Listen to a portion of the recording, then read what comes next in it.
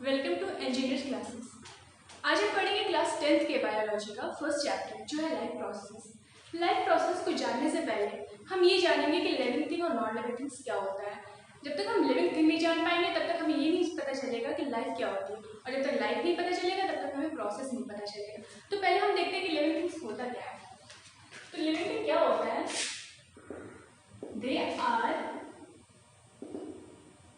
living things are complex organization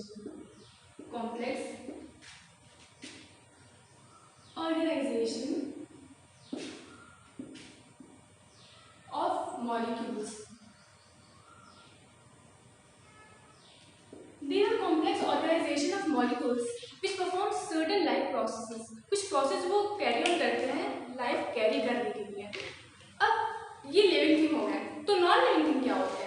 हमने हमेशा अक्सर हम अपने इन्वायरमेंट में देखते हैं कि one dog is barking, a cow is moving, we are moving, तो हम लिविंग थिंग है। लेकिन प्लांट्स वो तो मूव करते नहीं है। जब वो प्लांट्स मूव नहीं करते हैं तो क्या वो लिविंग है? हाँ, वो लिविंग है, बिकॉज हमने बताया ना कि complex organization of molecules. Then plants are also the complex organization of molecules.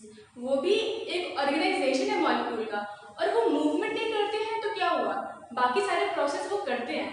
तो हम पहले जान लेते हैं कि लिविंग थिंग और नॉन लिविंग थिंग में डिफरेंसेस होते क्या क्या है। तो फर्स्ट डिफरेंस हम देखते हैं, वो होते हैं सेल्फ बिल्ड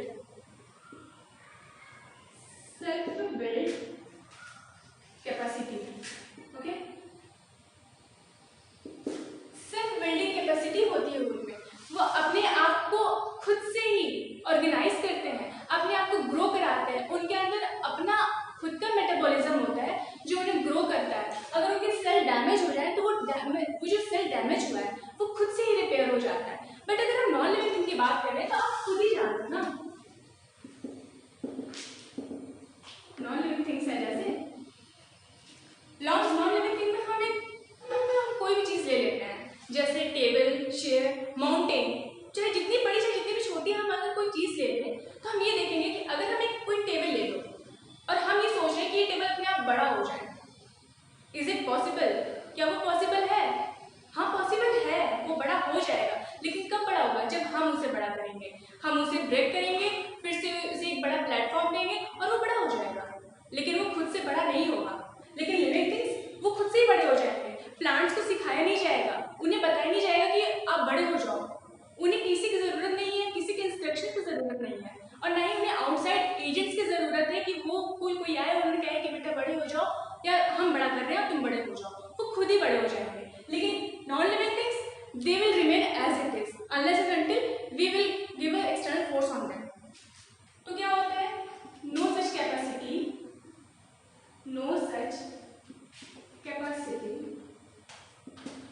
इज सेम। ये हो गया पहला डिफरेंस। पहला डिफरेंस क्या हो गया? Self build capacity. उनके अंदर सेल्फ बिल्ड कैपेसिटी होती है, खुद को ऑर्गेनाइज करने की कैपेसिटी होती है। नॉन लिविंग में ऐसी कोई कैपेसिटी नहीं होती है। सेकेंड होता है they obtain simple molecules. They obtain simple molecules and break down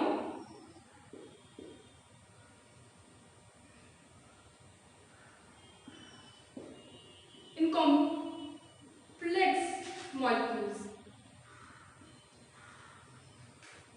आपको ये कैसे हो गया? हुआ कैसे? हम अपने आप को कंसिडर करते हैं, हम क्या खाते हैं? एक ब्रेड ले लो, पीस ऑफ ब्रेड। वो तो एक सिंपल सा है ना, हमने कह दिया piece of bread means piece of bread, वो एक सिंपल सा ब्रेड है। लेकिन हम जब उसे इनटेक करते हैं, जब हम उसे खा लेते हैं, तो हमारा बॉडी जो होता है उसे ब्रेक डाउन करता है, और बहुत सारे कंपोनेंट्स तो उसको ब्रेक डाउन करता है। किसमें ब्रेक डाउन करता है? एक ब्रेड है, उसमें कार्बोहाइड्रेट होगा, उसमें प्रोटीन होगा,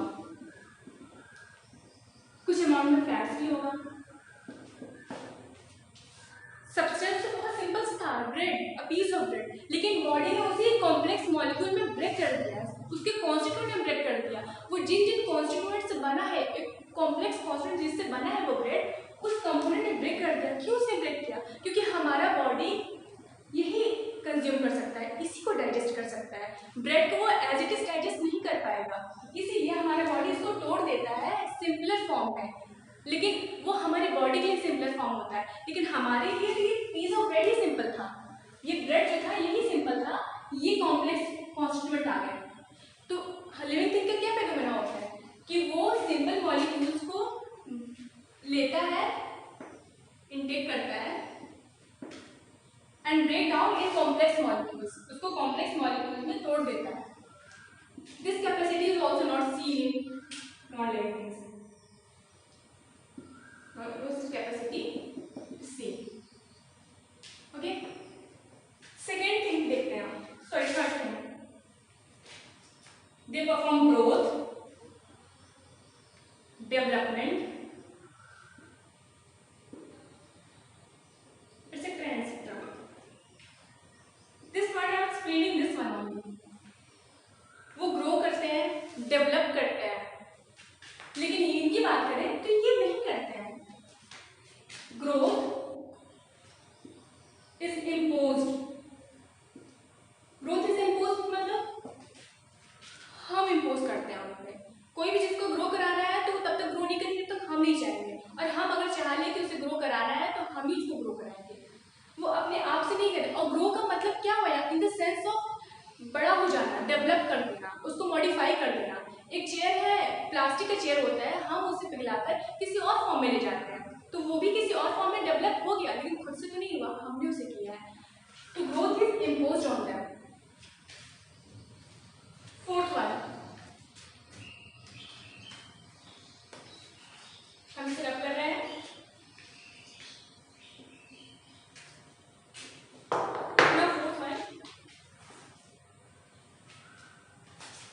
They have the ability of self-repair.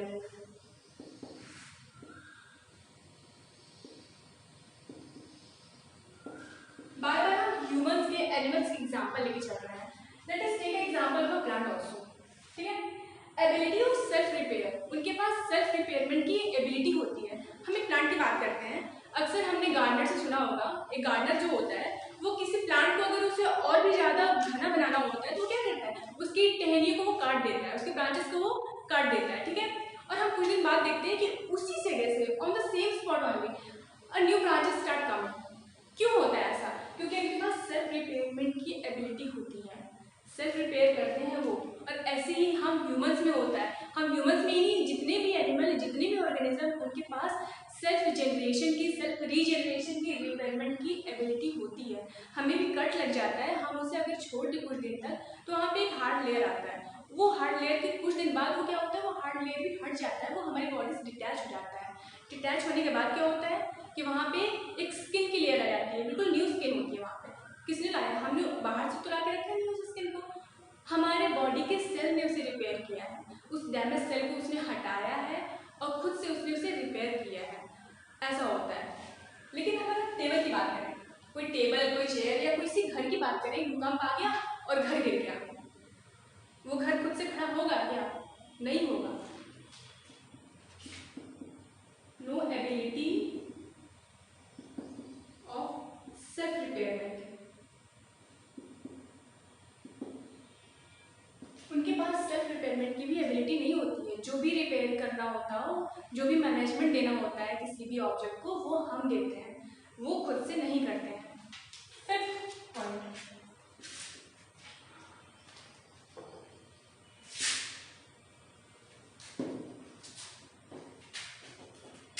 Fifth one is ability to sense the environment, ability to sense environment. A very simple example from the fifth onward, from the fifth class onwards, you may be having listening the chui me plant, touch me not. That biological name is Mimosa pudica. Mimosa pudica. Touch me not. This is touch me not plant and this is its biological name, जिसको हम simple language में छुई मुई कहते हैं। क्या होता है, हम उसकी पत्तियों को ऐसे छूते हैं और पत्तियां थोड़ी देर के लिए मुरझा जाती हैं। क्यों होता है? Because they have the ability to sense the touch, वो हमारे टच को सेंस कर रहे हैं। इसलिए वो मुरझा जाता है। ऐसे अगर हम सनफ्लावर की बात करें तो सनफ्लावर के बारे में भी हमने सुना होगा कि जिधर सन होता है उधर ही वो टर्न हो जाता है। सुबह वो किसी और डायरेक्शन में टर्न हुआ रहता है, शाम को किसी और डायरेक्शन में टर्न हो जाता है। अब अगर हम अपनी बात करें तो कोई सुई ले लो, कोई सुई से कोई नीडल से अगर हमें कोई पियर्स करता है तो क्या होता है, हम तुरंत हमें सोचना नहीं पड़ता है कि अरे ये तो सुई चुभ रही है, हमें हाथ हटाना चाहिए। ऐसा कुछ नहीं होता। और ना ही हाथ हमसे पूछता है कि देखो मेरे अंदर सुई चुभ रही है, अब हमें हटाना है कि नहीं हटाना है। No such communication is needed. हाथ तुरंत के तुरंत अपना हाथ हटा लेता है, वो तुरंत वहां से हट जाता है। क्यों? क्योंकि वो सेंस कर रहा है कि हाँ हमें कोई डैमेज हो रहा है, हमारे सेल्स को कोई डैमेज हो रहा है, कोई सुई है जो हमें चुभ रही है और हमारा सेल जो है वो डैमेज हो रहा है। तो इस वजह से क्या होता है कि वो उस पियर्सिंग को, जो नीडल पियर्स हो रहा है उसको वो सेंस करता है। ऐसे प्लांट जो होते हैं, वो कोई प्लांट होते हैं जो टेम्परेचर सेंस करते हैं, कोई प्लांट होते हैं जो लाइट सेंस करते हैं, कुछ होते हैं जो टच सेंस करते हैं। तो ये sense, this is the most important phenomena of every organism without any exception. बाकी सारे क्या था, हमने मूवमेंट की बात की थी, तो मूवमेंट हम कर रहे हैं लेकिन प्लांट नहीं कर रहे हैं, तो दैट वाज एन एक्सेप्शन। लेकिन अगर हम सेंस की बात करते हैं, sense to the environment, there is no exception for the sense. But for the table, for every, not table and chair, for every non-living things, whatever it is, they have no sense ability. कोई sense ability नहीं होती है। हम उन्हें तोड़े फोड़े कुछ भी करें, whatever damage we do to them, they will know, there will be no sense for them. तो उनके पास कोई सेंस नहीं होती। ये हमारा हो गया 5th पॉइंट। हम 6th पॉइंट की बात करते हैं। 6th पॉइंट है they have a definite life span. क्या होता है डेफिनेट लाइफ स्पैन?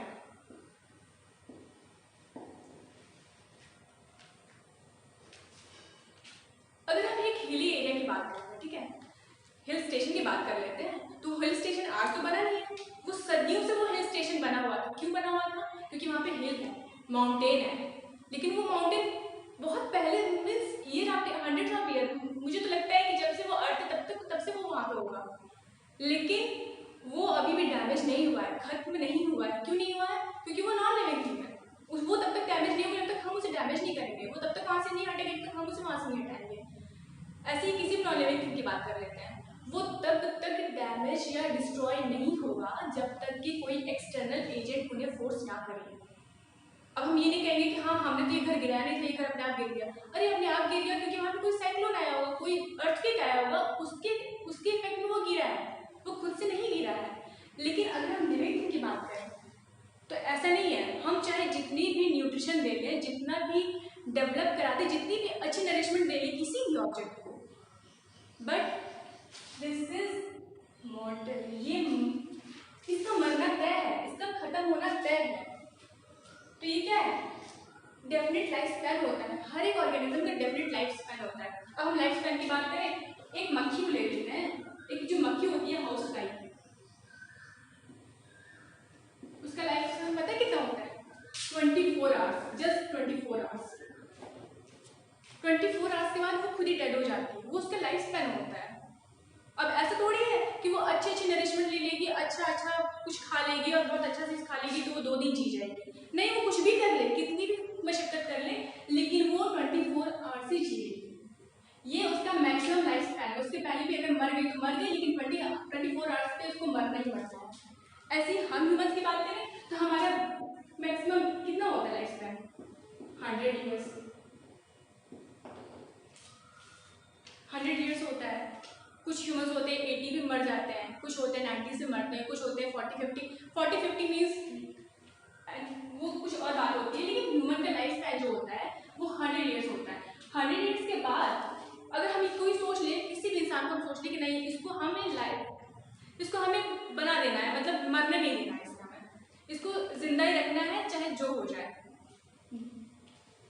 कोई भी चीज़ ऐसी नहीं है जो इस चीज़ को पॉसिबल करा सके, वो ह्यूमन हो प्लांट हो। प्लांट भी एक लाइफ स्पैन के बाद खत्म हो जाते हैं, वो सूख जाते हैं, डिस्ट्रॉय हो जाता है।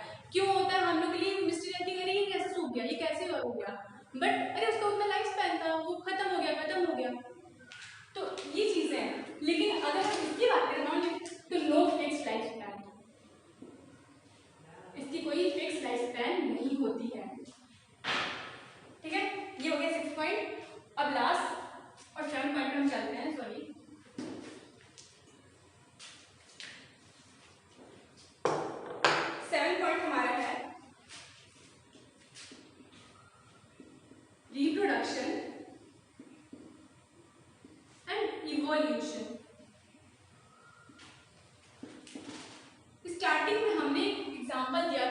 चेयर का, कि प्लास्टिक की चेयर है, हमने उसे पिघला के उसे किसी और फॉर्म में मोल्ड कर दिया, ठीक है, वो खुद से नहीं हुआ। रिप्रोडक्शन और रिवोल्यूशन होता क्या है, हमने अर्ली मैन के बारे में पढ़ा है, और एंसेस्टर्स वो क्या थे, just like a monkey. But अगर हम अभी की बात करें, there is a great difference between human and a monkey. तो हम कैसे कह सकते हैं कि वो मंकी हमारे पूर्वज थे, बट वो इवॉल्व कर गए, उनकी ब्रेन कैपेसिटी इवॉल्व कर गई, उनके लिम्स इवॉल्व कर गए। कैसे इवॉल्व, पहले 4 लिम्स चलते थे, अब ह्यूमन जो है वो 2 लिम्स पे जाते हैं। क्यों जाते हैं, क्योंकि वो इवॉल्व कर गए। ईयर आफ्टर ईयर क्या हो, जनरेशन आफ्टर जनरेशन होता क्या है कि उनमें कुछ चेंजेस आते हैं। इस जनरेशन कुछ चेंजेस आए, अगले जनरेशन में वही चेंजेस किसी ऑर्गेनिज्म एक्यूमुलेट हो जाएंगे, उसी में रह जाएंगे, फिर वो चेंजेस उसमें रह गए, फिर वही वापस से कोई और चेंज लेकर आएगा, और फिर उसके बाद जो ऑर्गेनिज्म आएगा बाद में जो रिप्रोड्यूस करेगा उसके अंदर कोई और चेंजेस होगा, और वो जो चेंजेस होगा ईयर आफ्टर ईयर आफ्टर क्या होगा कि वही चेंज क्या हो जाएगा, इवोल्यूशन हो जाएगा। एग्जाम्पल हम बताते हैं आपको, very it is just theory.